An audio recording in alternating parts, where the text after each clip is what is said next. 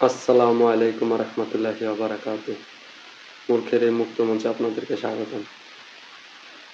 না, আজকে আমি মিল্টন সমাদ্দার অথবা বিদ্যানন্দী যেসব মানবতার ফেরিওয়ালাগুলো আছে ওনাদের নিয়ে আমি কোনো কথা বলতে আসিনি।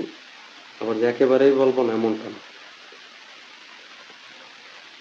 বিদ্যানন্দীর বিষয়টা আমরা অনেকেই জানি।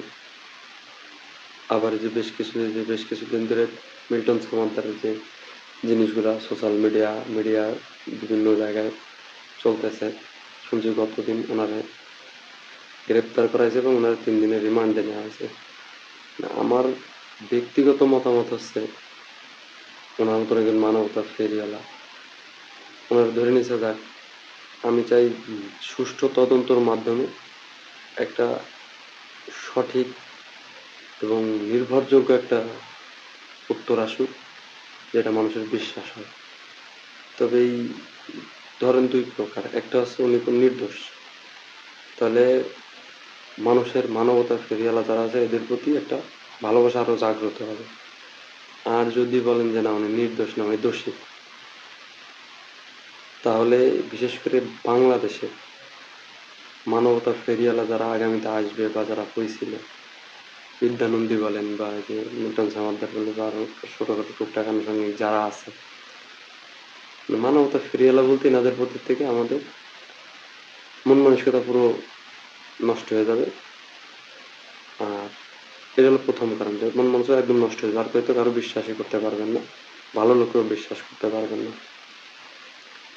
তো যেটা বলতেছি, আমার মুখের যে মতামতটা প্রকাশ করতেছি, মিল্টন সামাদ্দার অথবা আপনার বিদ্যানন্দিত আপনার বাসায় বা আমার বাসায় লোকজন পাঠায় কোনোদিন টাকা চায় না।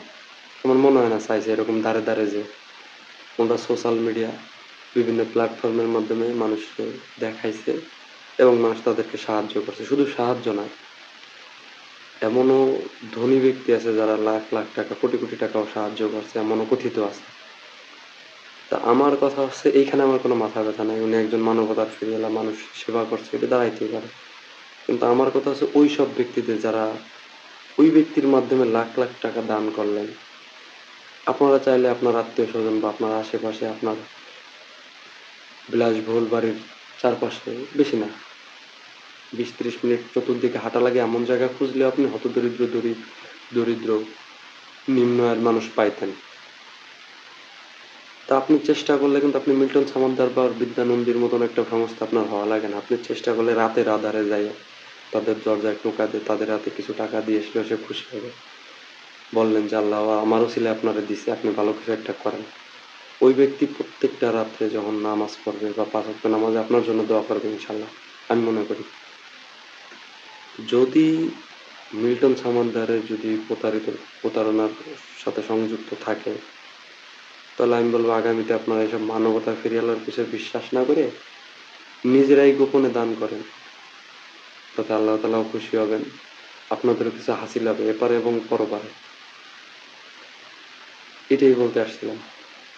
যার যতটুকু সামর্থ্য আছে নিজের আত্মীয় স্বজন, পাড়া প্রতিবেশী, এলাকা, থানা, ইউনিয়ন, জেলা, এইখানে আমরা নিজেদের মতন করে দিই।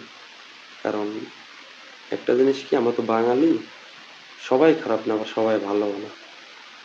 যখন টাকায় সিনেমিনি খেলে তখন অনেক সময় নকশাটা খারাপ হয়ে যায়। এটাই না বিদ্যানন্দ এবং মিল্টন সামাদ্দারের বিষয়ে বলতেছি না, আমার ব্যক্তিগত মতামত। কেউ ব্যক্তিগতভাবে কষ্ট পাবেন না। অনেক ক্ষেত্রে মন মানসিকতা চেঞ্জ হয়, কারণ শয়তান তো সবসময় পিছিয়ে লাগে থাকে, কোন সময় কারে কি করে বলা যায় না।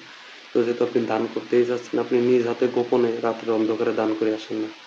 একজন ব্যক্তিকে ডাক দিয়ে তারা নিয়ে দিয়ে আসেন না যে চাচা এটা নেন, এটা আপনি কিছু করে খান, সেও খুশি হবে, আপনার জন্য দোয়া করবে। এটাই বলতে চাইছিলাম। জানি না কথাটা কতটুকু ভালো লাগবে। আমার ব্যক্তিগত মতামত দিয়ে যার যার জায়গা থেকে নিজের মতো করে মানুষের পাশে দাঁড়ান, ইনশাল্লাহ মানুষের উপকার হবে। একজনের উপর নির্ভর করলেই তো দেখছেন নানা, হয়তো সে দোষী না, কিন্তু তার উপর একটা দোষের আঙ্গুল তুলতো, তাহলে এই দোষের আঙ্গুলটা হয়তো তুলতে পারতো না। আর যে আসবাবপত্র বা আবাসন ব্যবস্থা করছে এইগুলো ওনার ব্যক্তিগত যদি নামে করে থাকে, তাহলে এটা আর একটা বিষয়। আপনার টাকা তার ব্যক্তিগত নামে, আমি এইগুলা খোঁজ খবর নেই, কারণ খোঁজ খবর না নিয়ে কথা বলা ঠিক না। আমি বলতেছিলাম এইটুকুই, যে আমরা ওনার উপর নির্ভরশীল, এরকম ব্যক্তিদের উপর নির্ভরশীল না হয়ে নিজেরা কিছু করি। ভিডিওটা আজকে এই পর্যন্তই। আল্লাহ হাফেজ।